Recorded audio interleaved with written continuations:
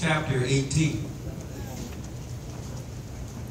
verse 35. We should begin reading. Very familiar portion of Scripture. And tonight, I desire your prayers. Lord would say something in this message that will touch your heart. We're living in critical times. If we ever needed the Word of God, we need it now. Can I get a witness? St. Luke's Gospel, 18th chapter, verse 35. You get there, you should find these words. And it came to pass that as he was come nigh unto Jericho, a certain blind man sat by the wayside begging. And hearing the multitude pass by, he asked what it meant. They told him that Jesus of Nazareth passed by.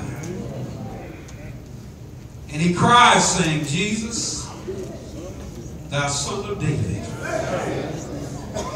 have mercy on me. Anybody go pray with me tonight? And they which went before rebuked him, that he should hold his peace. But he cried so much the more. Ain't God all right? Thou son of David, have mercy on me. Jesus stood, commanded him to be brought unto him. I believe God gonna help me tonight. And when he was come near, he asked him, saying, what wilt thou that I shall do unto thee? And he said, Lord, that I may receive my sight. Jesus said unto him, receive thy sight. Thy faith have saved thee. I'm going to stop right there. I want to lift for your consideration for the next few minutes. Now y'all start when I start, and everything will work out all right. Lift for your consideration verse 41 for a second reading, saying, what wilt thou that I shall do unto thee? And the blind man said, Lord, that I may receive my sight. Ain't God all right? Now Jesus spoke in the words of his day, the language of his day. But if you would just take that portion that Jesus said, I want to translate that into our time. How about that? And I want to preach for the next few minutes. The Lord shall say the same from a subject, may I help you? May I help you? Brothers and sisters, as simple as this question may be, I believe that it is the single most common question in our society today. May I help you? At almost every fast food drive-thru, almost every business counter you approach, and almost every business you reach by phone, someone will ask some form of the question, may I help you? Not only that, but the longevity of every business, every social club, every civic and government organization, and yes, every church is directly dependent upon its ability to help somebody. Can I get a witness to that?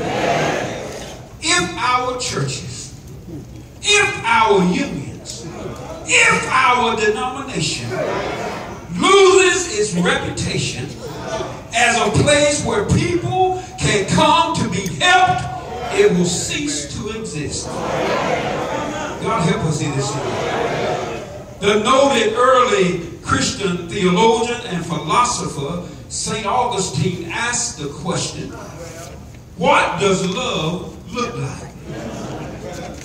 He answered by saying it has the hands to help others. It has the feet to hasten to the poor and needy. It has the eyes to see misery and want. It has the ears to hear the sighs and the sorrows of men. That is what love looks like. In a society filled with the poor and needy, we cannot afford to become a church that is only concerned with entering to worship, but forgetting to depart to serve. Thank God, all right. We don't want to be found in Matthew 25 verses 44 and 45 asking, Lord, when saw we thee a hungry, or athirst, or a stranger, or naked, or sick, or in prison, and did not minister unto thee? God help us in this evening. And hear the Lord say, verily I say unto you, inasmuch as ye did this not to the least one of these, ye did it not unto me. We cannot be content with giving hope without help. We cannot be content with giving prayer without provision. God help us in this. We cannot be content with giving faith without food. God help us in today. We have folk that need help today. And we can't stand behind 4 consecrated walls. Shout because we are saved. And have a hallelujah good time. And ignore the needs of God's people. Thank God, all right. Look at James 2:15 and 16. Now, y'all will come on here. If a brother or sister be naked and destitute of daily food, thank God, all right. And one of you say unto them, depart in peace, be warmed and be filled. Thank God, all right. Notwithstanding, you give them those things which are needful to the body. What profit does it do you? Thank God, all right. James said he wouldn't sow faith that have not works, being dead is alone. Thank God, all right. In other words, you got to have faith, but you got to have some work. Thank God, all right. The world that is hungry and in need, don't care how much you shout, don't care what the words say, they need to be helped. Thank God, all right. And God has charged us to be the help to the world, to be the food to the poor. Thank God, all right. Sometimes we must help fill the stomach before we can fill the soul. Thank God, all right. Can I say that again? Sometimes we got to help fill the stomach before we can fill the soul. Ain't God good? In our text, as Jesus passed through the countryside, he dealt with a persistent widow and an unjust judge. Thank God, all right. He takes the time to teach humility by a parable of 2 men that went into the temple to pray. Thank God, all right. But as he began to go by in near Jericho, he saw a blind man that sat by the wayside, who began begging. Thank God, all right. Hearing the multitude, the blind man didn't know what was going on. He began to ask somebody, what does this mean here? Thank God, all right. Because you know protocol, and you know the church way. There's somebody out there that didn't grow up in grandmama's house, that didn't come to church because mama made them. They don't know what's going on. But I declare to you, everywhere you go, everything you be, there's an opportunity to minister to somebody. Thank God, all right. Ministry high. Ministry can find you in your local Walmart. You can be at the gas station and ministry will find you. Thank God, all right. I feel sorry for the preacher who have fit. Ain't God all right? Because everywhere I go, I find somebody that need a helping hand, that needs some hope, that needs some money. Ain't God all right? They don't care now how much scripture you know, how well you can preach, or what your shout look like in church, but they need somebody that will run their hand in their pocket and help somebody. Ain't God all right? He heard the multitude, and when Jesus saw what was going on, God, oh my God, ain't God able to see every need, see every condition? But I'm glad in my text that Jesus didn't stop and help the man out. He was waiting there to see what the disciples, how they would handle it. Ain't God all right? Can I stop long enough to tell somebody He didn't save you for nothing? Oh God, He didn't bless you for nothing. He didn't bring you up for nothing. You are His representative. You are His hand. You are His mouthpiece. God, ain't God all right? I feel sorry for the testimony that only works in church. Every now and then, you want to get on the street corner, testify. I was down and out. I could have been drunk. And we're up for the grace of God. There go I. God, Jesus, God, thou son of David, have mercy, mercy on me. Can I call your memory back? Where will you be without the mercy of God? Don't you remember when you needed God's mercy? You were down and out, too mean to live, won't fit to die. But the mercy of God, ain't God all right? But look at the disciples. They heard Him and rebuked Him. Hold your peace. God help us today. Ain't it funny how when you sing the right thing, when you sing what I say, everything's all right. But as soon as you say something that don't fit my category, that don't settle with me, hold your peace. Don't say nothing else. But I'm glad that the need the man had was so much so that he wouldn't hush up. Have you ever needed God and didn't care who heard you call? Have you ever needed Him? Didn't care what they say, how they looked at you. Oh God, I wish I could do it. Preach it like I feel it. God help us here today. The man said, Lord have mercy. Look at Jesus. He commanded him, bring him to me. Oh my God. Jesus said, bring him to me. Can I say something here? Somebody is waiting for you to bring him to Jesus. God, all right. Somebody got drunk, can't make it themselves. They're waiting for you to bring them to Jesus. I wish I had somebody, my God, would go out on the highway and the byway and find that one that needs Jesus. Don't talk about that. Pick them up. Say it. Oh my God. Don't give it how they look, how they are dressed. Maybe they don't know how. Maybe they don't have what you have. But you want to pick them up. Bring them to Jesus. The man came. Can you see him there? No doubt he was a beggar. No doubt he didn't have clean clothes.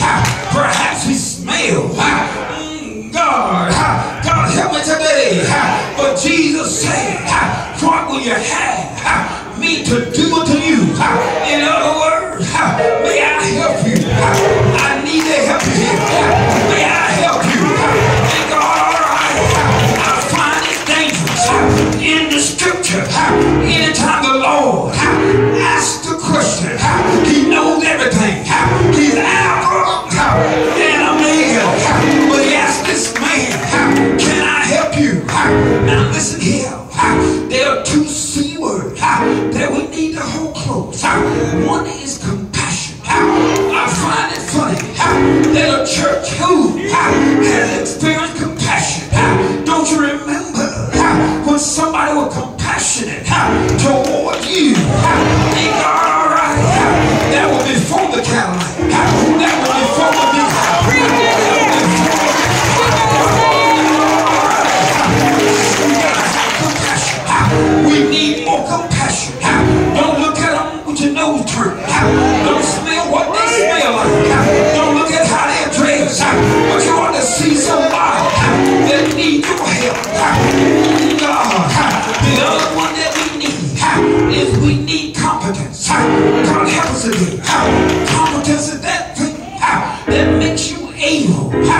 able to help them. And God, all right, you know that when you need help, you need the resources to be able to help them.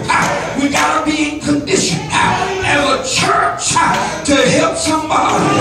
And God, all right, when you sitting down on the ground and I'm sitting down on the ground, I can't help you up till I get up. One of us got to get up before we can help the other. And God, all right, may I help you? God, help us today. Why do I want to help you? I'm glad you asked. I want to help you because God, when I couldn't help myself, He was a God that helped me out. When I, oh my God, when I didn't know how to go out, couldn't come in, He was a God that helped me. And because He helped me,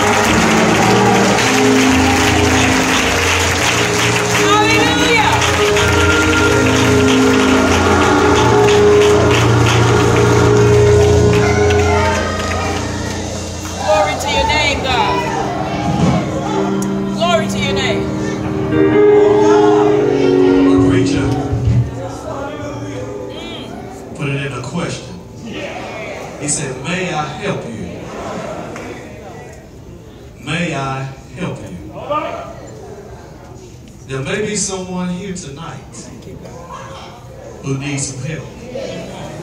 There may be somebody here tonight who don't know Jesus. So Jesus is saying tonight, may I help you? May I help you? So tonight, we ask the question, will you let Jesus help you? If you don't know Him, if you haven't accepted Him as your Lord and your Savior, will you let Him help you tonight? In other words, will you give your life to Him? Will you make that choice? Will you make that decision to serve Him tonight? That was a powerful word. Yes,